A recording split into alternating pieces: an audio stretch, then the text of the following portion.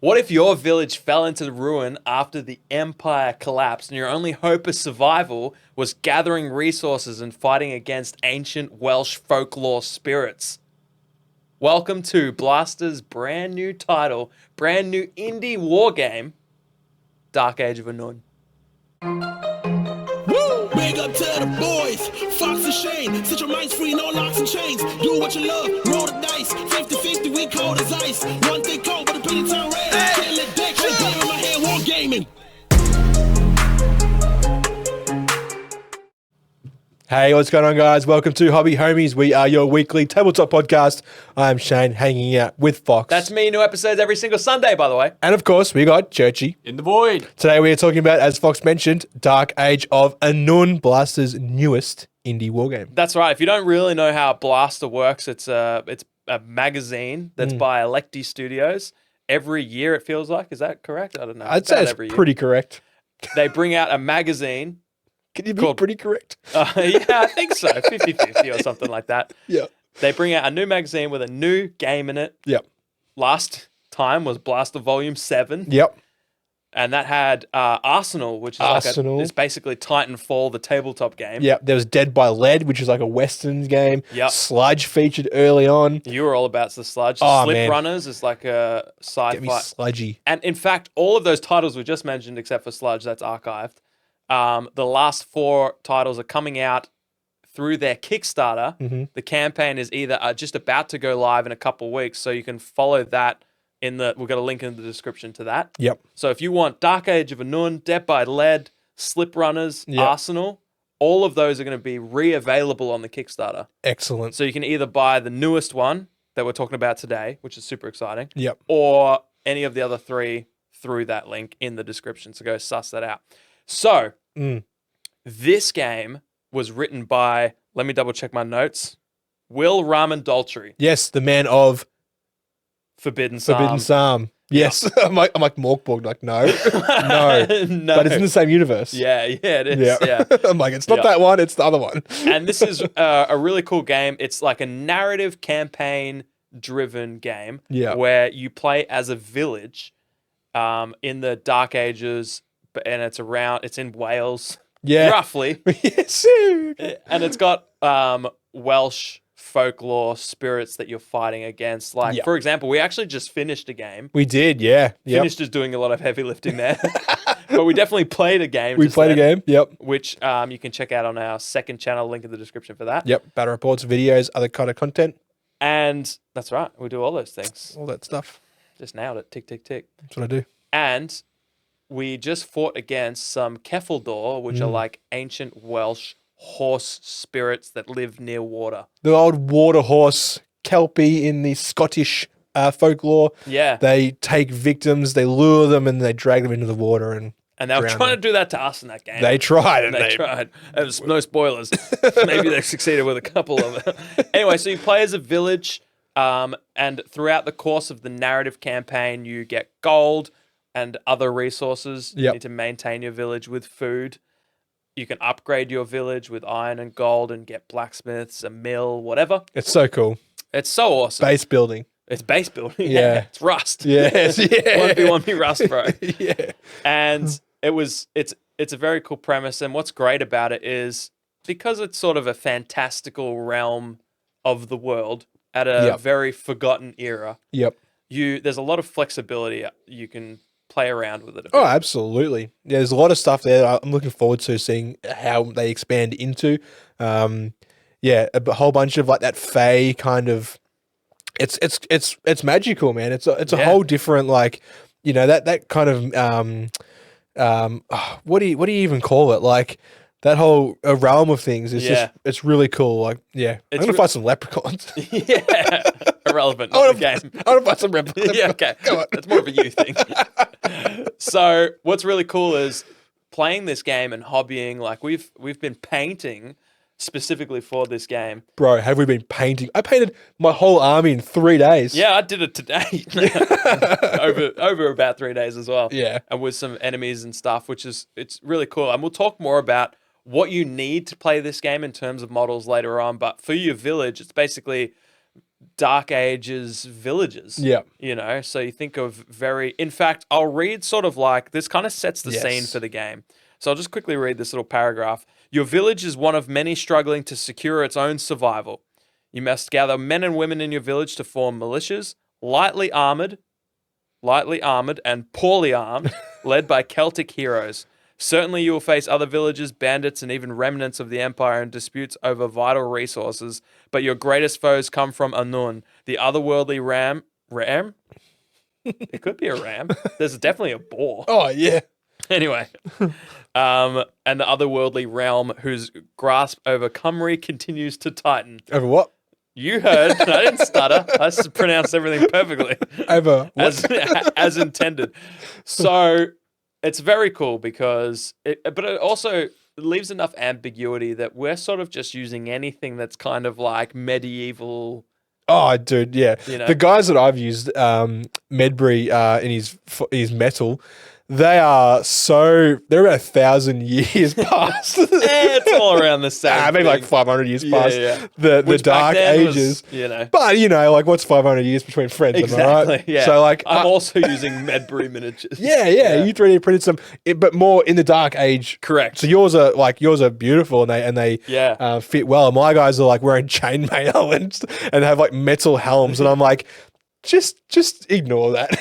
And that's the game and the book encourages you to like create your own fae. Yeah. Create your own folklore. Like, it's set in this realm and it's inspired by this realm. Yeah. But do with it what you want. This is your game. Yeah. It's a game made for you as a player, as all these war games are, not the other way around. Nah, that's right. It's the product, not you.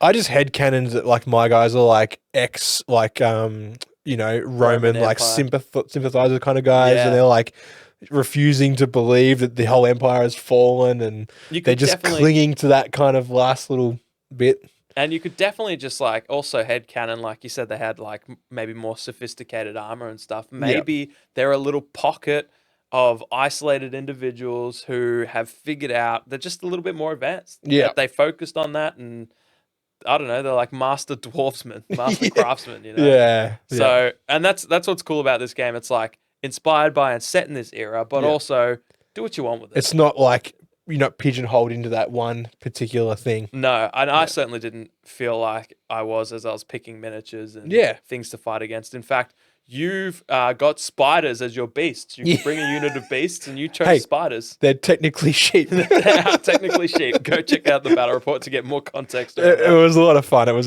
a great game.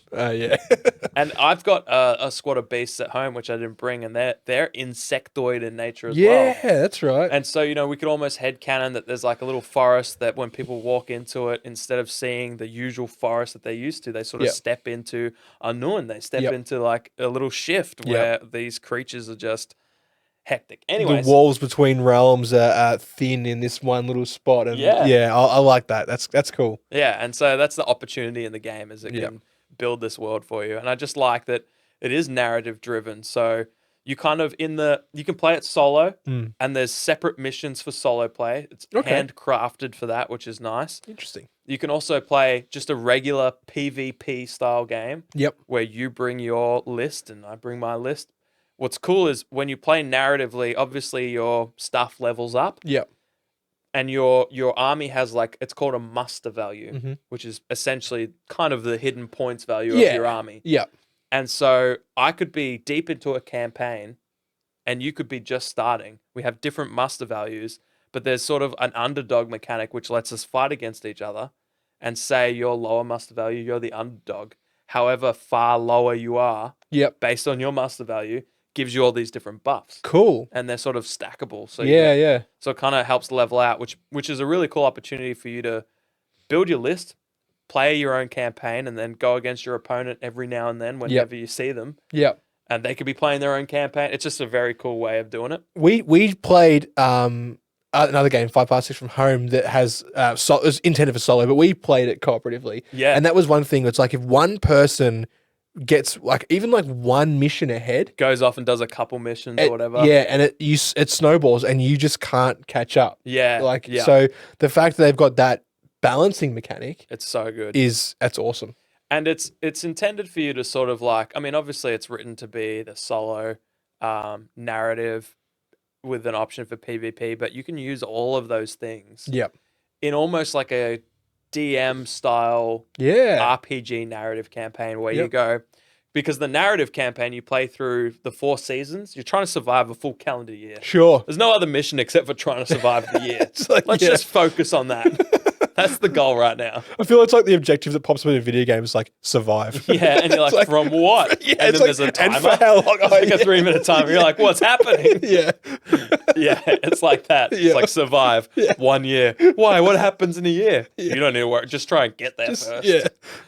So you sort of play 2 missions every season. But what's cool is in every season, you can also opt to do a solo mission. Yep. So if you and your crew, like say you, me, and Churchy play, we all got our own village.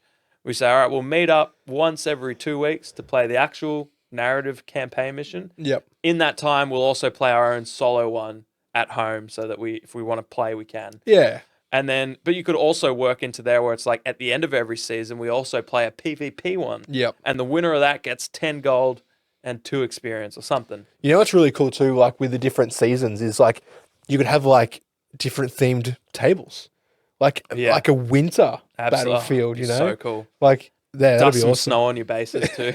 Yeah, then wipe it off for the next mission. Yeah. Well, I think winter's the last one. No, it can't be. Could be. Could be. Yeah. We just played spring. Spring's the Yeah. first one. So you does that mean winter's like, the you last? survive winter and then you're back into spring Yeah, again. good luck. So let's talk about some of the mechanics in the game, the way the game is played. Sure. Or should we do list building first? Which do you think sets it up better? You choose. I Dealer's think choice. you might need to understand a bit about the lists All right. first. So you start off with the same list as each other, Yep. which is like, I think you get 3 novice, 2 adept, Yep. and 1 expert. And what's important about the different levels is that's the dice that they use. Yes. So novice uses, D8s. Gotcha. Sorry, I'm like, hang on. adept uses, D10s. and the other one, expert. D12. That's right. And so there's also legendary, but that's more for the narrative side of things and for hostile AI. Yep. Because you do fight against, as we mentioned, Yep. the fae and spirits of Legendary hostile AI. yeah, in the first mission. Yep. And so what's cool is, yeah, so you start off with this list, but you can actually, before you decide what you want to do with them, you can level them up. Yep. So you could bring your novice and turn it into an adept. But to do that, you need to level someone down. Yep. So you can level down a novice to nothing. Correct. Yeah. If you've To got, non-existent. yeah, you can remove it from your list Yep. to essentially level up something else. Yeah, which is kind of cool. So you took the stock standard like 3 novice, 2 adept, 1 expert. I did, yeah. And I made more of an elite list. I knocked out 2 novices Yeah. to bring my 2 adepts up to 2 experts. Yeah. Which without spoiling it, I still think it was pretty well It was, balanced. yeah, I think so too. Yeah. You know? I think Yeah. so too. Yeah. Yeah, you're right.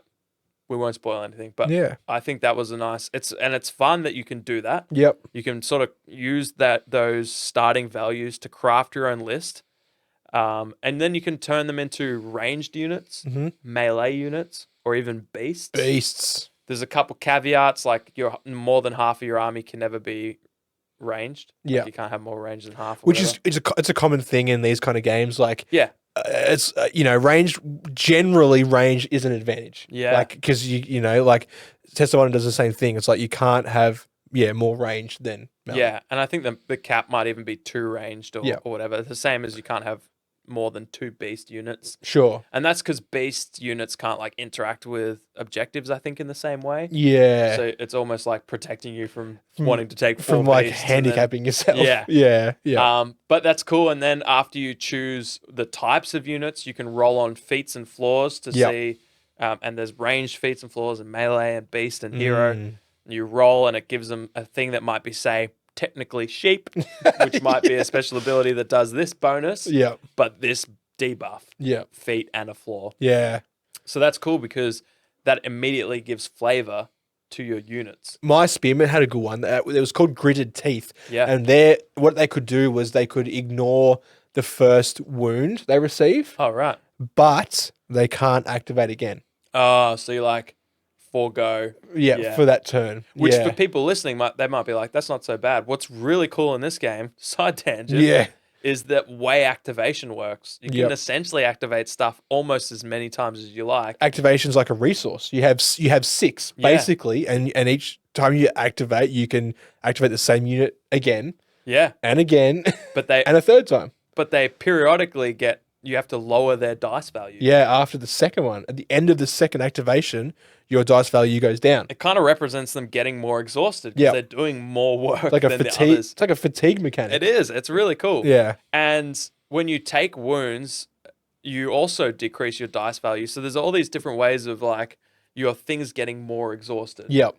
So it's like you kind of got to take that into account. And they can rest, which is one of the actions they can do. Yep. And restore their dice value to what it was, but then they can't do anything else for the rest of the round. Yep. The turn. Which is, it's big.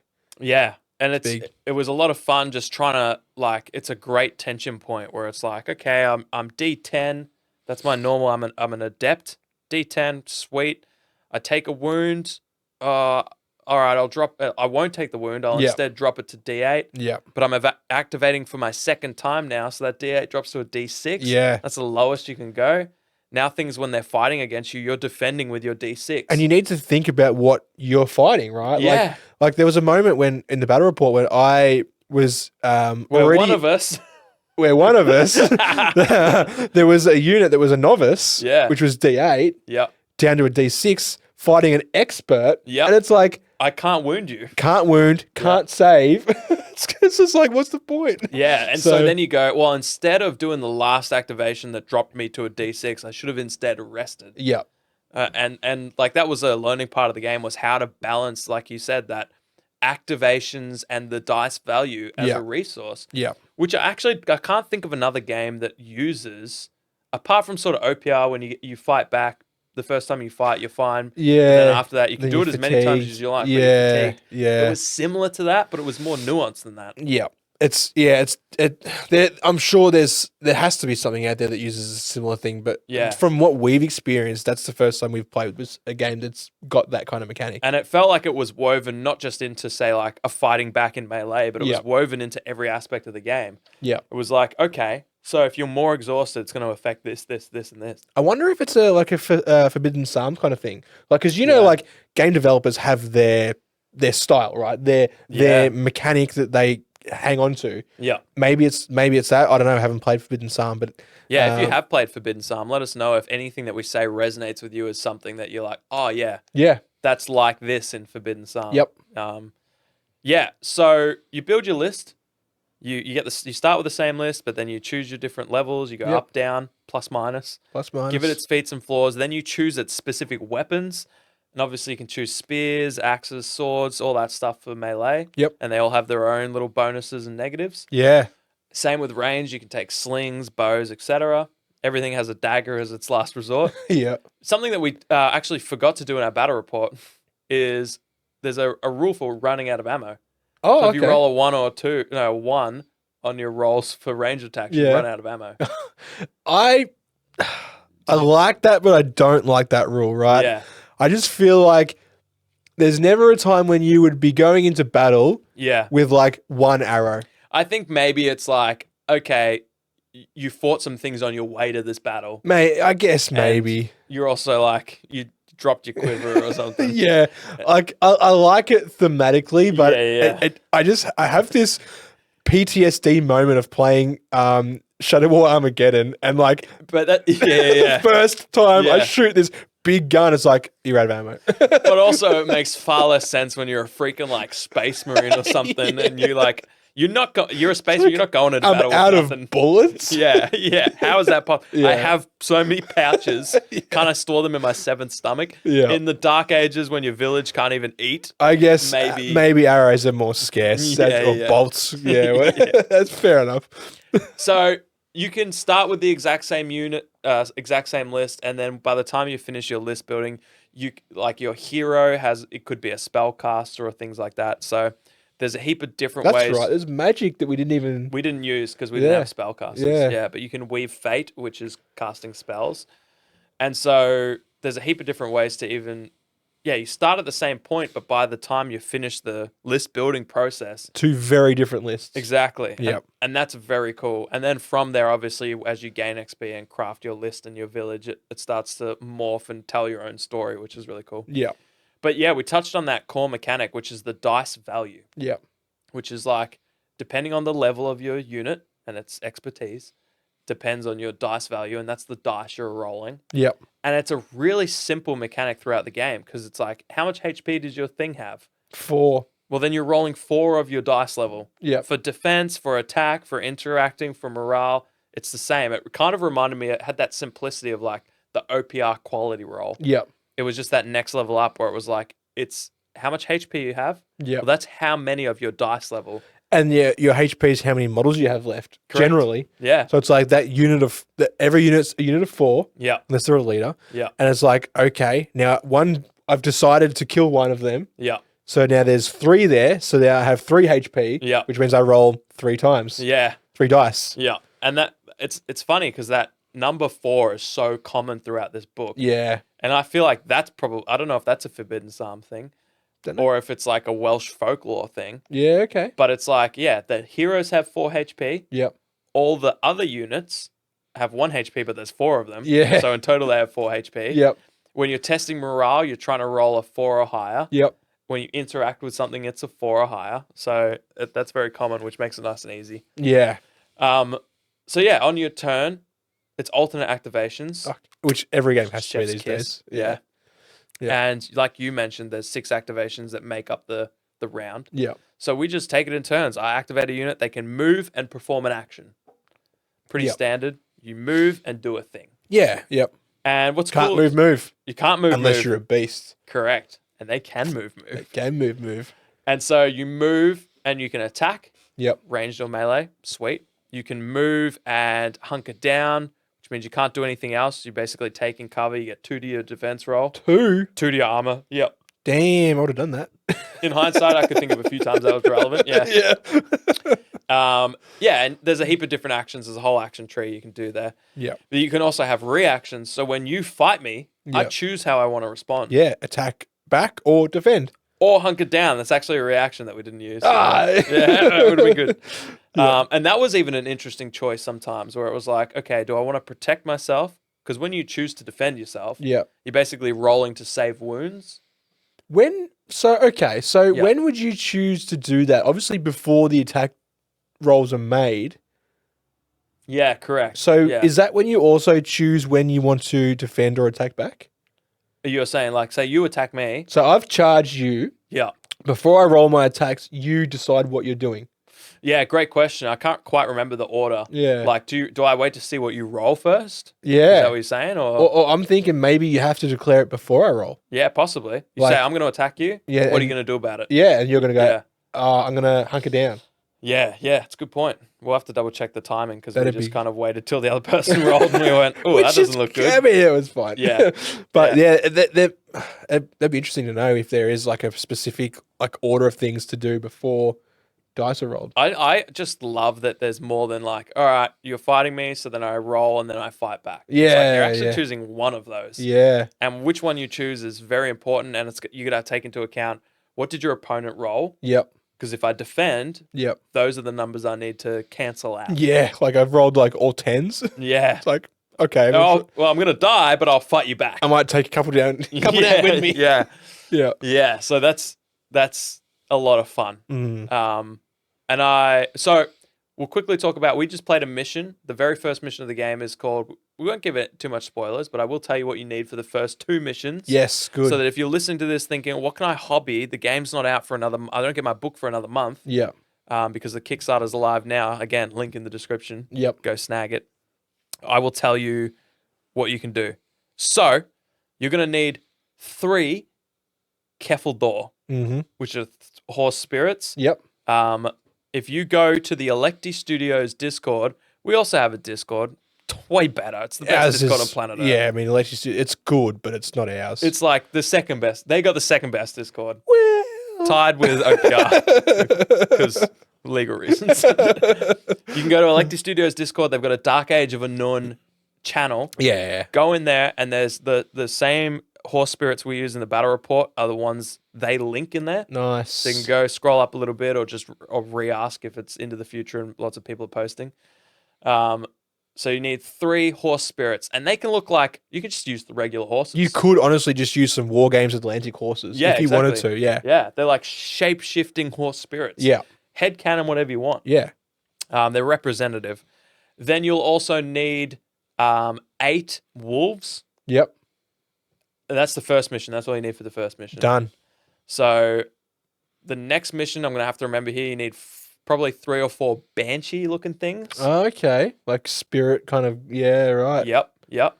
Which I've got printed at home. Nice. So that's cool. I just My Mini Factory bansheed. Yep. Banshees. I forget what they're actually called in like Welsh folklore. Yep. But it's kind of like a banshee witch spirit. Yeah, yeah. Again, a lot of ambiguity. Go look it up. It could be like you could have a ghost of some sort, or like a Games Workshop, like what's the Myramorn Banshees, or like I don't know. You're speaking a different language. One of those ones. This Games Workshop fan over here. Yeah, big fanboy. And 8 sheep. Because the second mission is actually... Can you have, like, technically sheep? No, you need sheep. Well, okay. I mean, you could actually have whatever creatures you wanted. Spiders. But the idea is, like, the second mission is they're penned in, and you have to go my flock of spiders. You have to, like, go save the sheep while ghosts. fighting the other person and the banshees. Yeah. You're trying to, like, get these sheep out of here, which is I'm excited for that mission. That's going to be our next battle report. I'm going to paint some more spiders. Yeah, that's cool. I love the idea of like trying to carry these spiders out. Why are we saving them? It's the mission. It's the milk. Yeah, the spider milk. Do you mean silk? No. Anyways, that's Dark Age of Annwn. Yep. So if you like the sound of that game, you need to jump on the Kickstarter, link in the description. There's a little button where you can follow, so as soon as it's launched, you're aware of it. Yeah, yep, get notified. And if you're like, I love the sound of it, I want to see it played, I need more content, either now or when in the future when you're hobbying on your Dark Age of Annwn miniatures. Yep. We got a second channel, as we mentioned, we play a battle report on that. Link in the description. Yep. Go over there, hit the like button so we know you like the Dark Age of Annwn content. Yes. But also hit the sub and the bell so you know when we launch our next video, which will be very quickly after the first one. Yep. So stay tuned for that. Yep. For as little as $2 a month, I know you're sitting there at home thinking, my goodness, this content's so amazing. How do I get it? But like 3 days ago. Well, for as little as $2 a month, you can get early access to videos like this. Exactly. And the legendary MJ Moose, Fat Boy, Tom Martin stuff, Sundered Psyche, real ones, that's you, Numa, Gabriel B, the Goats, Burnsy, Financial, Hockers, Gridlock, Journeyman, Matty Matt. We got the OGs, Darren M, Souls, Are You Warrior, Churchy, Rad Rooster, Ollie, Pinny, Don Juan, Don, Pure Blind, Jackson V, Mini Walmart, Analog Line, Tim Smith, Chris B, Jason L, Vumu, Matt Jackson, Dave Pigeon, Mike Ilk, and Big Roach. Big thank you to Oz Wargaming, to our newest Patreon. First of all, why are y'all paying us so much money? And second of all, by the way, do you know you get early access to videos like this? Discord roles. Yeah. Free STLs dropped to your doorstep straight from the Your Don Juan inbox. Don. Yeah. I was going to say the Voxel Corgi. The Voxel Corgi himself. And a heap of other stuff like access to the Patreon only channel in our Discord where we do all kinds of things. Mini swaps. Mini swaps, big Mini ones. swaps. We got a new one dropping like right now. Yeah. Yeah. So if you've somehow managed to stay around to this, the 29th minute, Yep. and you're listening to this and you're like, what's a mini swap? We did an episode explaining not many weeks ago, so go check that out. Yep. But also there's a free video on our Patreon that anyone can watch. Yep. Where we break it down. Break And it if you down. like the sound of the mini swap, jump in the Patreon only Discord. Yep. And we'll do mini swap with you. We'll swap a mini with you. Yeah, we'll swap. You swap You one wanna for swap? me, I'll swap one for you. Well, you know? swap with me, I'll swap with Church, and Church you can swap with them. And then you don't get one. I don't get one either. Oh, wait, who's swapping with me? Churchy? Doesn't matter. We'll see you next week. all right. Woo! Big up to the boys, Fox and Shane. Set your minds free, no locks and chains. Do what you love, roll the dice. 50-50, we cold as ice. One